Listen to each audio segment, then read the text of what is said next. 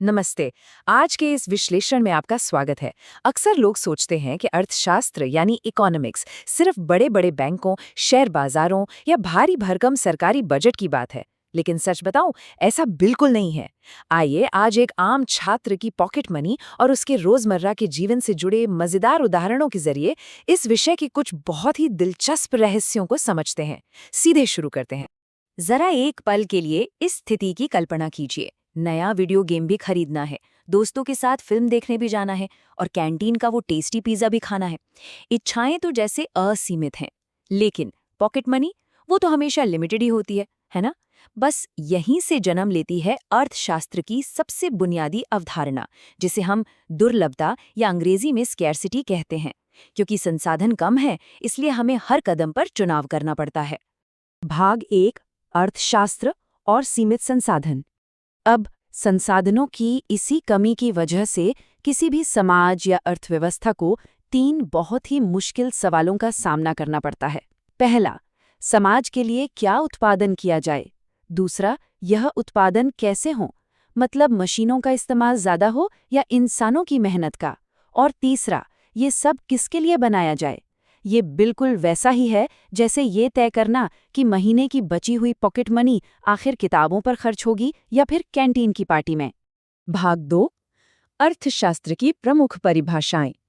ये जानना बहुत दिलचस्प है कि अर्थशास्त्र कोई आज का या नया विचार नहीं है। अगर हम प्राचीन भारतीय दृष्टिकोण को देखें तो आचार्य कौटिल्य ने अपने मशहूर ग्रंथ अर्थशास्त्र में धन और राज्य के प्रबंधन को सबसे ऊपर रखा था। यानी सदियों पहले भी लोग ये मानते थे कि सीमित संसाधनों का सही और कुशल प्रबंधन ही किसी भी सफल समाज की नींव होता है। और देखिए कि समय के साथ इस विषय को देखने का नजरिया कैसे बदलता गया। 1776 में एडम स्मिथ ने इसे महज धन का विज्ञान बताया। फिर 1890 में एल्फ्रेड मार्शल ने इसमें एक मानवीय एंगल जोड़ा कि भाई धन तो इंसान के कल्याण के लिए होना चाहिए। 1932 में लियोनेल रॉबिन्स वापस उसी सीमित पॉकेट मनी वाले सिद्धांत पर आए, यानी दुर्लभता और चुनाव की बात की। और फिर पॉल सैमुएल्सन ने इसे समय के साथ विकास और संसाधनों के सही आवंटन के रूप में परिभाषित किया। भाग 3, उत्पादन और वस्तुओं के प्रकार। अर्थव्यवस्था में कोई भी चीज बनाने के लिए मुख्य रूप से 4 चीजों की जरूरत होती है: भूमि, श्रम, पूंजी और उद्यमिता। चलिए इसे स्कूल में लगने वाले एक फूड स्टॉल के उदाहरण से समझते हैं। स्टॉल लगाने के लिए स्कूल के प्रांगण में जो जगह मिली वह भूमि है। जो छात्र वहां मेहनत कर रहे हैं वे श्रम हैं। ओवन और बर्तन हमारी पूंजी हो गए। और जिस छात्र ने इस पूरे इवेंट को आयोजित करने का रिस्क लिया, बिल्कुल सही, वही उद्यमी है ना? एकदम आसान।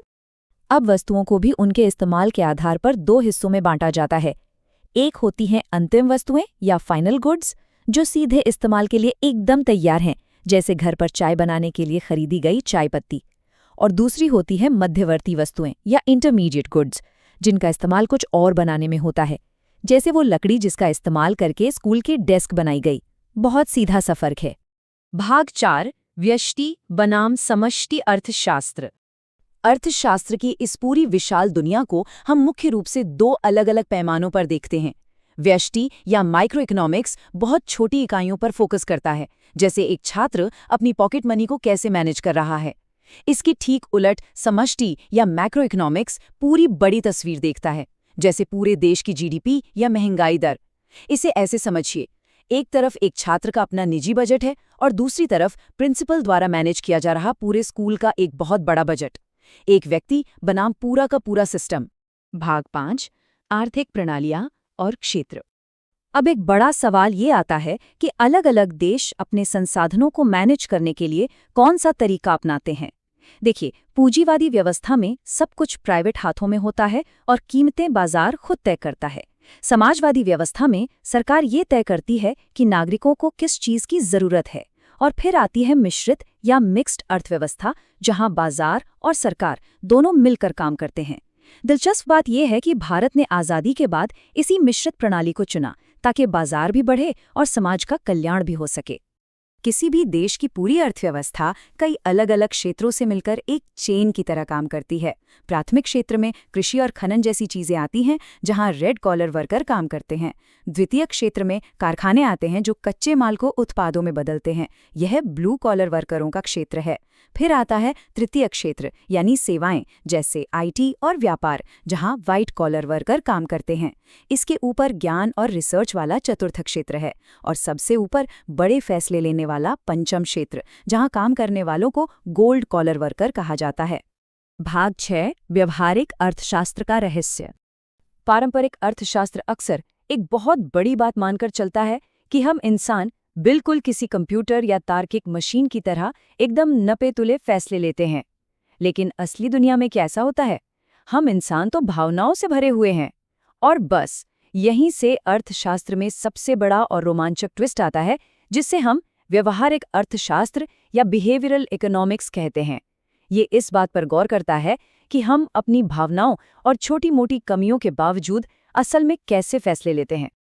जरा सोचिए, अगर हम सच में 100% लॉजिकल या तर्कसंगत होते तो कोई कभी जिम जाना मिस नहीं करता। हर कोई सिर्फ पौष्टिक और हेल्दी खाना ही खाता और बेवजह के खर्च करने के बजाय अपनी सारी पॉकेट मनी बचा लेता। लेकिन सच तो ये है कि हम जंक फूड भी खाते हैं और कभी-कभी बिना जरूरत की चीजें भी खरीद लेते हैं। यही हमारी इंसानी फितरत है जो उन पुराने किताबी आर्थिक मॉडलों को सीधे चुनौती देती है। तो इस पूरी चर्चा से आखिर क्या निष्कर्ष निकलता है? यही कि अर्थशास्त्र केवल पैसों, बैंकों और बाजारों तक सीमित नहीं है। ये हमारे हर दिन के विकल्पों का अध्ययन है, चाहे वो समय का हो, ऊर्जा का हो या हमारी उस सीमित सी पॉकेट मनी का। इसलिए अगली बार जब कोई बड़ा फैसला लिया जाए या कोई नई चीज खरीदी जाए, तो एक पल रुककर जरूर सोचा जा सकता है कि अर्थशास्त्र के नजरिए से वो फैसला वास्तव में कितना तर्कसंगत है। इस विश्लेषण में साथ बने रहने के लिए बहुत बहुत धन्यवाद। इसी तरह सीखते रहिए और अपने विकल्पों को हमेशा समझदारी से चुनते रहिए।